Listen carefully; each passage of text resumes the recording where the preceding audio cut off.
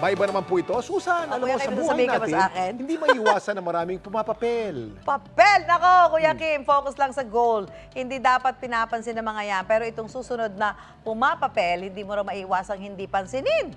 Ang mga papel kasi ginawa ng instant obra. Yan ang kwentong inalam ni JP Soriano. Hindi lang origami ang pwedeng mabuo sa paggupit at pagtupi ng papel.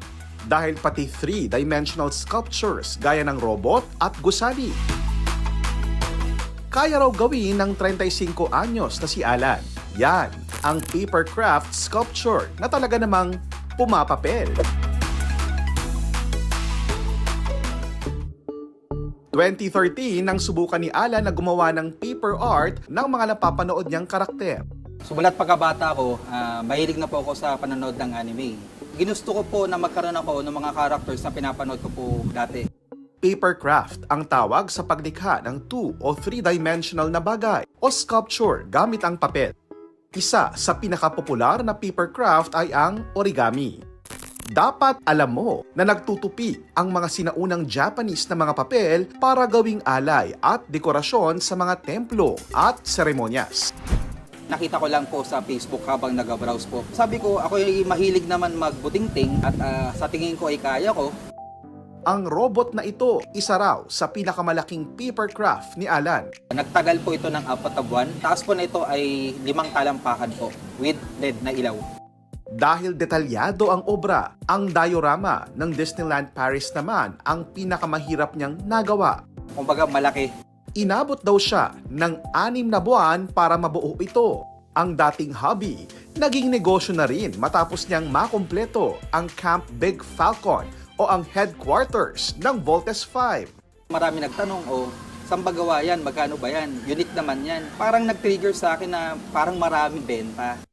Sa paggawa ng papercraft sculptures, ang template ng karakter ng kanyang gagawin, gugupitin, huhulmahin at tutupiin. Tapos ay pagdidikit-dikitin ang bawat piraso.